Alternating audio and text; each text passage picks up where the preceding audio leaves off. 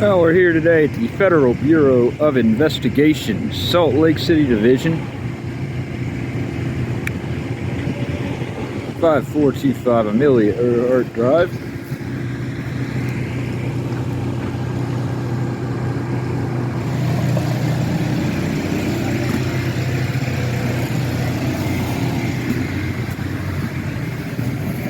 How are you? Hi, what are we doing? Oh, conducting an investigation. Conducting an investigation? Yes, sir. Are you filming us too? I am. Okay. Y'all are filming me, right? Yeah, but technically you're on property, so you're not supposed to be. I got you. Yeah, how's your day going? What's that? How's your day going? Pretty good so far. Good deal, good deal. Yeah, like I said, my name is Don Matthews. I just wanted to come over here. I wanted to, I was hoping that I could speak with an agent. Okay. Wanted to ask a couple of questions. I'm like I said, I'm here kind of digging into an investigation. Okay, which investigation are we digging into? Well, I was hoping to speak with an agent about that, but yeah, it's just working on a story right now. Working on a story. Yeah, and I've had some things that have happened to me personally that I would like to speak with the FBI about. Okay. It's involving a different jurisdiction that, you know, not from this area, Okay. but I'd like to speak with them about it. Okay. Well, What's your you name? can give me a little bit of information that'll help them upstairs, because I have to call upstairs and give them your ID and your information. Sure. So they can run a background on you. They can run a background on me. Yep. That's What? how the FBI works. You don't. Why do They don't ever have anybody do a walk-in without a background check. without a background check? To speak with law enforcement, you got to have a background check. Well, to talk to an FBI agent, they need to know who they're dealing with.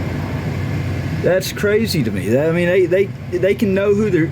They can still come out and talk. That doesn't seem right to run a background check on somebody just to simply. Well, you know how some people don't like the federal government, so that's protocol for them. Well, the federal government has sure done a good job, and probably, you know, a lot of that, bringing a lot of that on, you know. So yeah, that's actually one of the questions that I was going to ask. So I've been told that this year the FBI currently has about it's right around $11.5 billion budget. Okay. That's a lot of money to be tossing around on a lot of inaction. I've seen a lot of inaction out of the FBI. I've gone to them in a different branch, a different jurisdiction. They've refused to act. They've refused to investigate.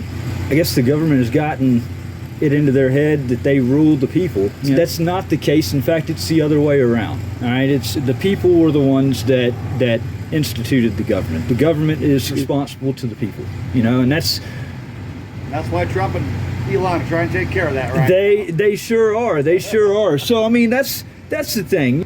I believe that there's certainly a lot of reasons for the FBI budget to get cut. I think there's a lot of wasted money, a lot of people that aren't taking their job seriously, and this is a prime example of it, that I can't even speak to an agent without a background check being run. Yeah. That's I mean, I don't make the rules. I understand, but they have a sworn duty to uphold the Constitution, and the Fourth Amendment protects against unlawful searches and seizures. A cop couldn't pull me over without reasonable, articulable suspicion and say, well, I'm gonna force you to ID yourself and I'm gonna run your license, I'm gonna get the background on you. You know, they've got to have a valid, legitimate, articulable reason. Correct. And so what makes the FBI a federal agency so special that they can't speak to a citizen without running a background check first? Does that? Like I said, that's their protocol. I don't make their rules.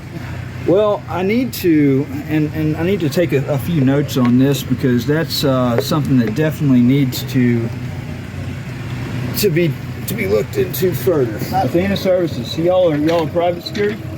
We're contract. Contract with them? Okay. And what was your name? My name? Yeah. Wallen. What's that? Wallen. How do you spell that? W-A-L-L-N.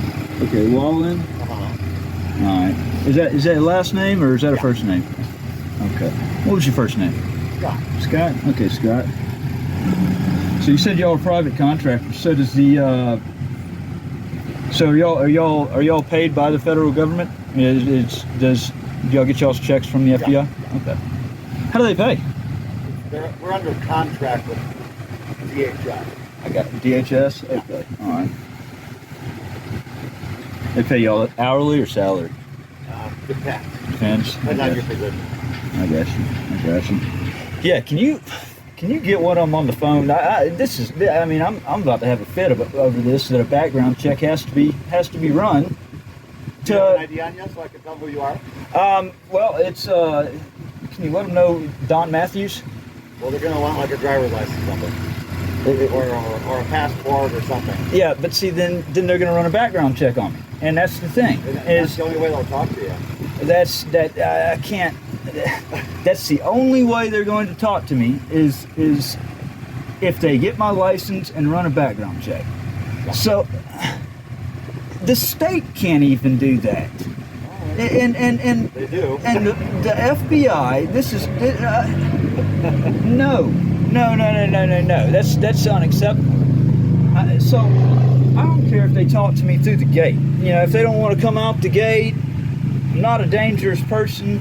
But there is something seriously wrong with that. They got to get my driver's license number, and they got to run a. Huh? Is your birthday okay?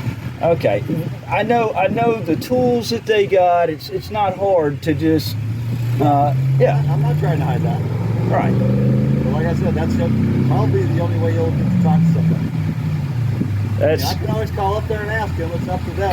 Call up there and let them know that the Fourth Amendment. I should not have to have my identity run, a background check run. How do I spell your name? Don, D-O-N, Matthews, M-A-T-T-H-E-W-S. M-A-T-T-H-E-W-S? Yeah. Okay. And what should I tell them you want to talk to them about? I've got some serious grievances from another jurisdiction I need to speak with somebody about, and I guess I can take this number down as well for the duty agent. I should have saw that right at the beginning. So the duty agent is. Do you live here in Utah? I prefer not to answer too many questions personally, because I know that they're just going to take this information and they're going to try to run a background check on me. And it's not that I don't have anything to hide. The fact is, it's about principle. Okay. And the more that they push for ID to run a background check, the more pushback I'm going to give on answering questions. But All right. Well, let me call up there and see what they say. All right. Hold on. I'm going to plug this back in there. I appreciate it, Scott.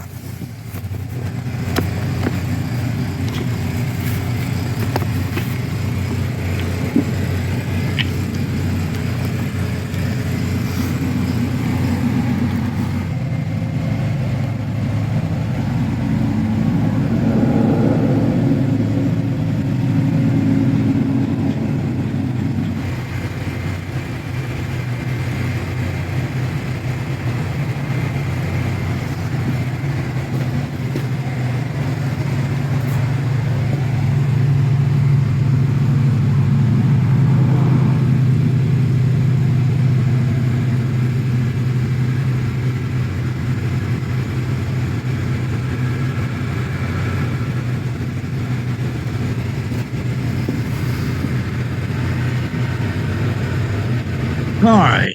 So this right here, a lot of people have seen poster 7 at the post office, which lays out the right to film, take photographs in the lobby of the federal post office. Now, I didn't realize this before. This is something new that I learned. Apparently, every federal building or agency has a similar poster 7. So I saw this publicly posted on the outside of the guard shack, which clearly allows photographs, which would include video, for news, advertising, or commercial purposes. This would include building entrances, lobbies, foyers, corridors, or auditoriums for news purposes. Yet, it's so commonly ignored and forgotten.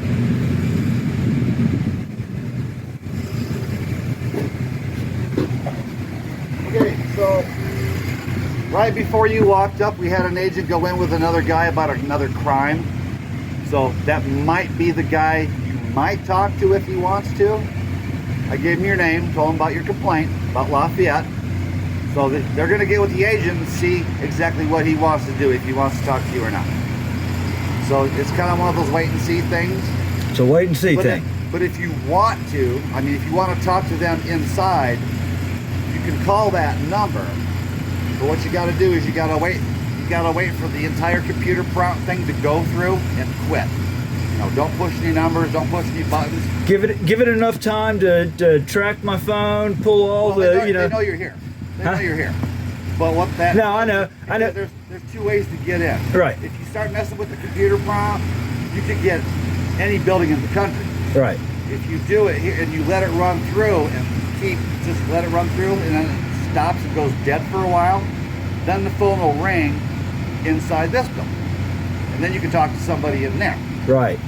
So it's up to you if you want to do that, but I gave them your info, so they're going to run it by the agent and see what he wants to do. Okay. All right. Well, I'll just hang around. I saw your rules and regulations governing conduct on federal property. It's kind of similar to Poster 7 at the post office. Yep.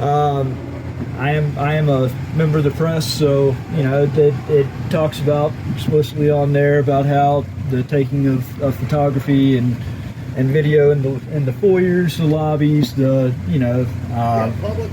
spaces are okay. Right. Okay. So if you want to have a seat on the bench right there, you can sit there and wait. All right. Yeah. Let me go get my charging cable out of my car. I didn't realize the stick was about to die. Yeah. All right. Thank you. Hey, I was going to ask you, what are they doing right here? I see they're doing a lot of construction right here at the gate. Oh, they're fixing the ramps because they break down a lot. They break down a lot? Yeah. What? Who goes? So, I take it the employees or the agents and all that have their entrance right back there at the back. I passed that on the way in here. So, once they fix that, what is that gate used for? Same thing. It comes onto the same property. There's just two different employee entrances. Oh, got you. Okay. Okay.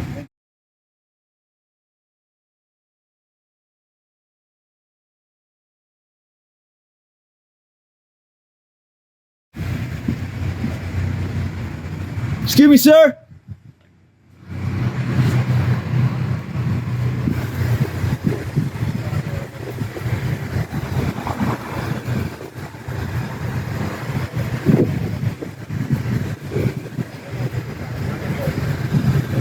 Hey, sir.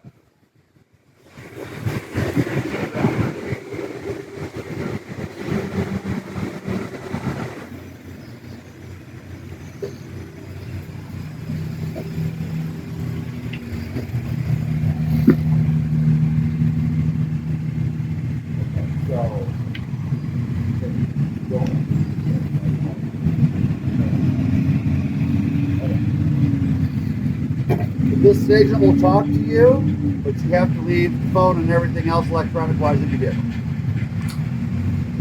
What about the hoster that you have right there? I'd like to speak with him. We can speak in a public area. I'm not trying to. What do you want to talk about, sir? A few things. So first of all, your poster right there, for news purposes, it states that I can record. I'm in a public area. I'm not stopping you from recording. No, I know you're not stopping me from recording, but however, my issue now, and I just found this out upon getting up here, so this is another issue that needs to be raised about the fact that y'all require a background check to speak with somebody. That's what the gentleman right here said, that y'all needed identification for me to speak with somebody. Sure. Huh? Sure. If you want to come and talk to us, I would like to know you. I will definitely disclose who I am, but to require a background check, the state can't even get away with that. You know. By background check, it's not a full background check. We'll probably run a criminal history just so we know who you're letting in our building. But that's about it. And they kind of have to talk to you. So So if you want to do that, that's fine. You can't talk to me without running a Hey, we're talking now. yeah. If you want to do it like this, we'll do it like this. Okay. All right. So what is your name? My name's Steve. Steve. Yes. Steve. What's your last name? What's that? Hymus. Hymus. Okay. H-I. How does it spell? H-Y-M-A-S. What's your name, sir? It's weird. Like, I give you my name, I spell it for you clearly, that you can't do the same. I'll give you my name. I told him, Don Matthews, I'm not gonna give you a different name. You're an FBI agent. I'm not gonna. I would hope you're going to be truthful, because I'm here to hear whatever complaint you have. And that's what I want. I want somebody to actually help me, because there's been some serious issues that have gone on over the last few years. Matthew, M-A-T-T-H-E-W, Reardon, R-E-A-R-D-O-N, What's the date of birth, Matthew? March 24th, 1987. Okay. Okay. If we bring you in here, we'll have to leave your electronic devices outside. Okay. I've got evidence on my phone that I would like to. Well, we can talk about it, and if we need to come back and grab it or whatever like that. I- You just saw it. The other guy that just came in, the person that left, they had a complaint as well. They left all their stuff in their car and it's the same. I'm not treating you any different than I treat anybody else. Okay. I mean, I can't just turn off the video and. We don't let people come in with their electronic equipment.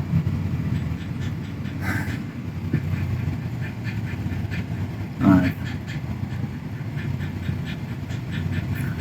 I don't like that, because the thing is, Hey, I'm a fan of. don't like it, but those are the rules, sir. I understand, but transparency. I have gone to the local, over in Oxford, Mississippi.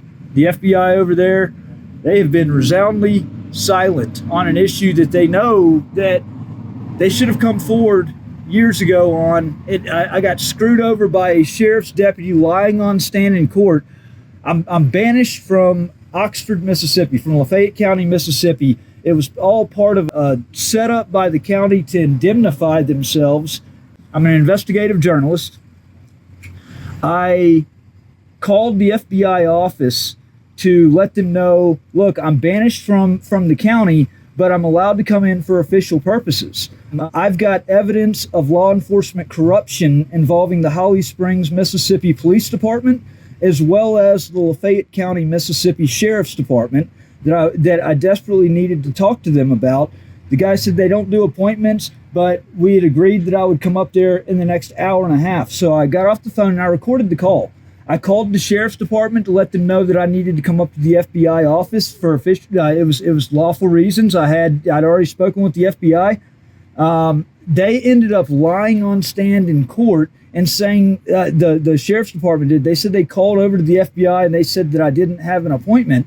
Everything's clearly documented on call recordings that I did everything right. They lied on stand in court and sent me to prison, saying that I violated my banishment. I got served a 1-year prison sentence.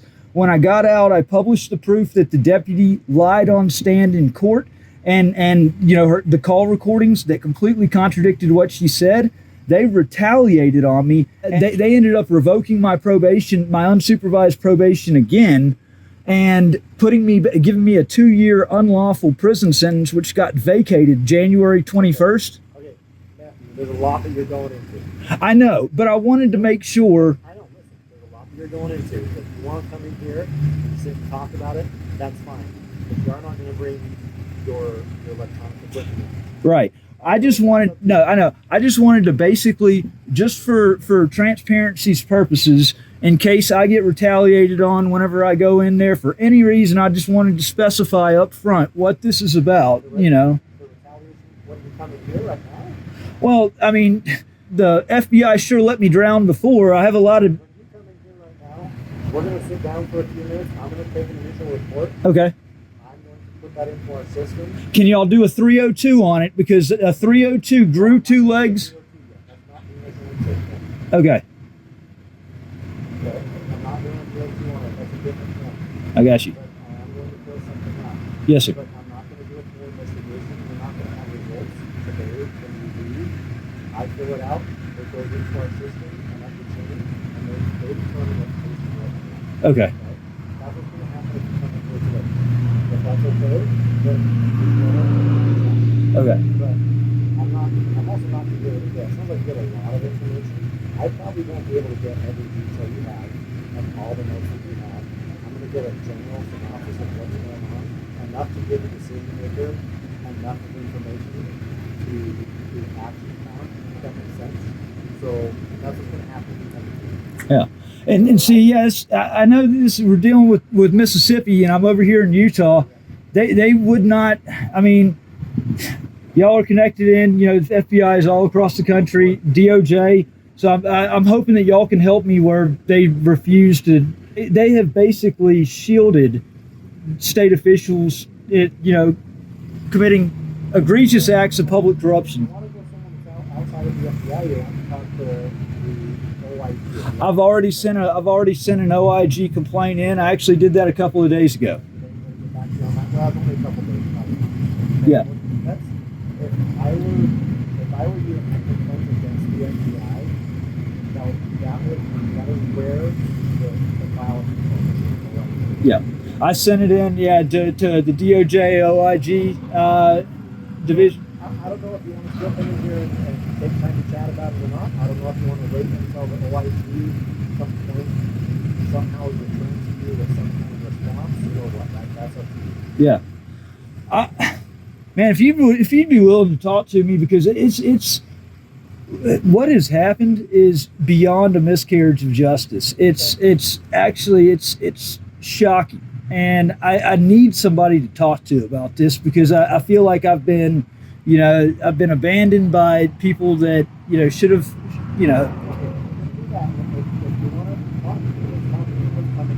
Okay. All right. I'll put this in the car, Scott. Yeah. All right. I do. Yeah, I do. I mean, let's bring that as well. If we're going to bring you in here, I'm going to identify you. okay. Okay? All right.